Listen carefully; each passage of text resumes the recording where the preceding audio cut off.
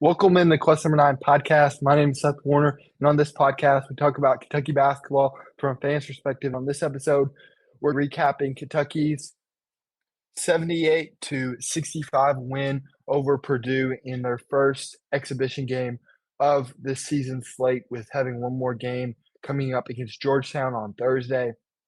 Kentucky came out very strong, having a lead for a large majority of this game, never really allowing Purdue to get back into it, having an 8-point lead at halftime, and really being able to establish their will, only allowing Purdue to score around 30 points in the first half, and really being able to make some of Purdue's elite offensive players struggle. A guy we talked about in the preview video to this game, Trey Jackson-Wren, really struggled early on, missing a lot of his signature little floaters, touch shots around the rim. Kentucky's length really bothered them early on. Braden Smith, Purdue's star point guard. I thought Denzel Aberdeen did a really strong job against him, being that athletic guard who can defend multiple positions at 6'5" and just have a high impact with his athleticism, ability to guard multiple positions and attack in the passing lanes, and also be a dynamic downhill threat for Kentucky, also leading Kentucky in minutes in this game and being one of the top performances on a really balanced performance from Kentucky without Jalen Lowe. That really wasn't expected in Jaden Quaintance, who kind of was, but is still a guy that will impact this team on both ends with his defensive versatility and overall impact that we've talked about. And kind of digging into this Kentucky roster, one guy that I felt like it didn't show, but I thought he did some really good things is Andre Yelovich, really good passer.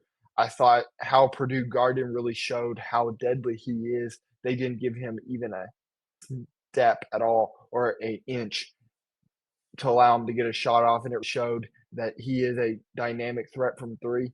And he had some really good interior passes from big to big that can be really hard for a guy his size at 6'11" with that long, lengthy frame. And another guy that he did fill up the stat sheet for Kentucky is Jasper Johnson. He was a dynamic in this game, was really efficient, had a couple bad shots as a guy that has some tendencies to do that.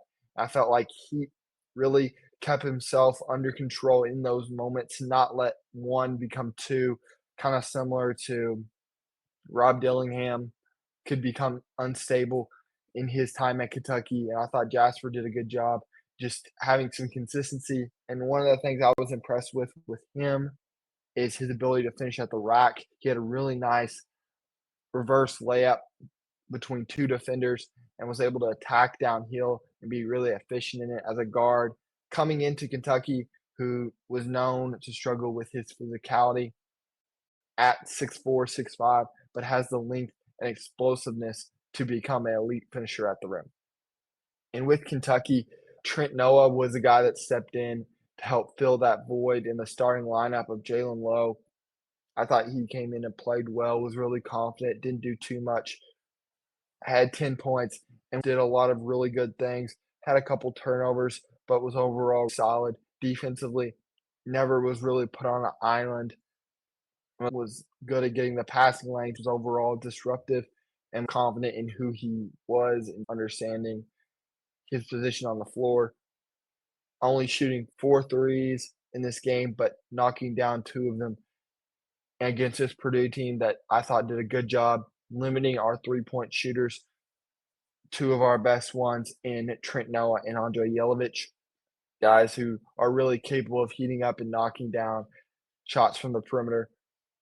But he was really under control, still shooting 50% from the field, 3 for 6, and was really solid defensively as a guy that's not known as the best athlete or individual defender. Also, Otega Owe, a guy coming off his turf toe injury, been off for 10, almost 11 weeks since that injury, and was just starting to progress, getting back to practice in the last couple weeks. Otega, dynamic at the rim, had a couple mishaps with the ball, but really nice tip in a couple times and was just downhill. And he's done what we've known for what he's done at Kentucky. He hit double figures, had 10 points, was very impactful and solid defensively, had maybe one defensive lapse, but was very much solid against a elite level Purdue offense. Coming into the season was expected to be the best offensive team in the country. Cam Williams, I was very excited for some of his confidence coming in this game. He was able to go 2 for 6 from 3, able to knock down a shot. That's really important, I thought, for him coming into this as a guy that in the blue-white game kinda seemed frustrated shooting the ball, but a guy that's long, athletic. I thought took a couple bad shots, forcing things, but was able to knock down some really tough shots and showing why he can be an NBA level prospect. I thought hit the boards really well and just showed his length, athleticism at 6'8", and just really versatile overall athlete. Malachi Moreno was one of Kentucky's top performers in this game, led the team with 9 rebounds as a guy who really anchored the middle as one of Kentucky's most physical players, playing 22 minutes among multiple guys who played anywhere from 15 to 23 minutes, and was overall just a very impactful player. Had a couple shots that he would like to get back, was 0 for 2 from 3, but overall was really efficient. What we expect from Malachi, be a rim runner, lob threat, make good decisions with the ball in his hands, and is gonna show us some really high highs with his physicality, length on defense, and just overall motor as a potential elite level rebounder, a guy who could potentially be these big developmental pieces coming off the bench for Kentucky, a guy who going forward, I think has the potential to be a future Kentucky starter.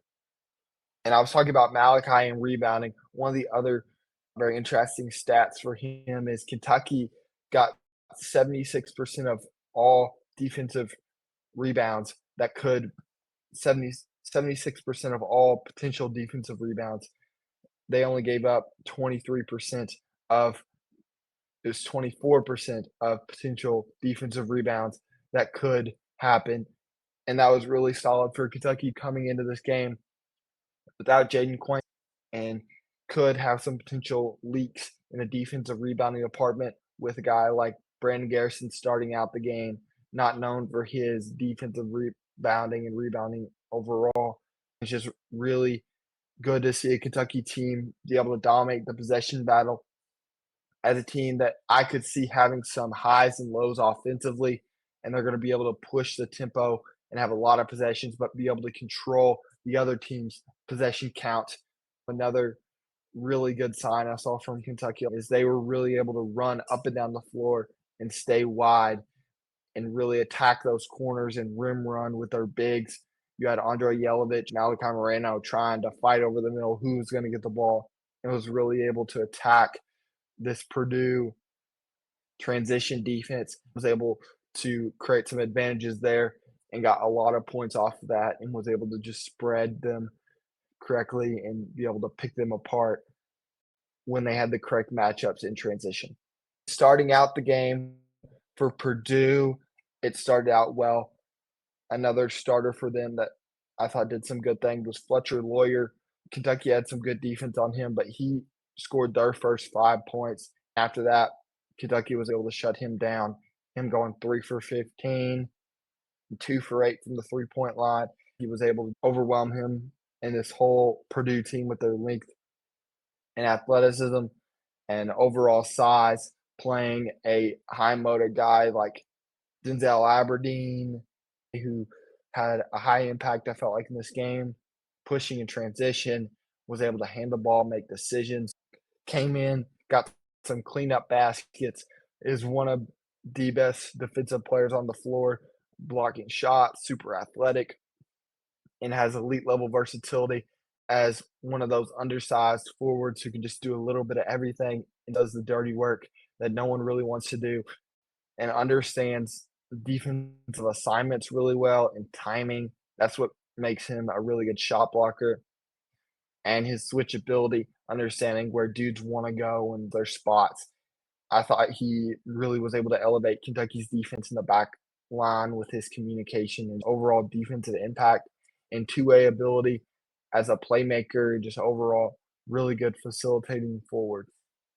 I talked a little bit about Brandon Garrison, but he had several really good passes in this game, some Amari Williams kind of stuff. He had one good post move early on, but was overall really solid for Kentucky in this game. Had like 2 turnovers and had one spot where it was like BG had the ball. And is he going to make a bad decision? Is he going to try to do too much with the ball in his hands? He got close to turning it over, but got it back to the guard and had 2 other little possessions where he was kind of loose with the ball, but overall was under control and just understood the flow of the game. This Kentucky team did a really good job of that and just coming at waves. Kentucky brought a lot of full court pressure that I really liked. This team is going to want to play at a really fast pace for Kentucky. And with that full court pressure and how many guys we could potentially play, especially when Jalen Lowe gets back and later on when Jaden Quains gets back, we have so many really good athletes, guys who can guard multiple positions and are just really going to overwhelm you and are very capable to really good as we progress on the offensive end. And that's all from the Quest Number 9 podcast. My name is Seth Warner. You can find this content at Number 9 on Instagram and Twitter. And if you like this content, please like and subscribe to stay up to date for new episodes. And I will see you next time.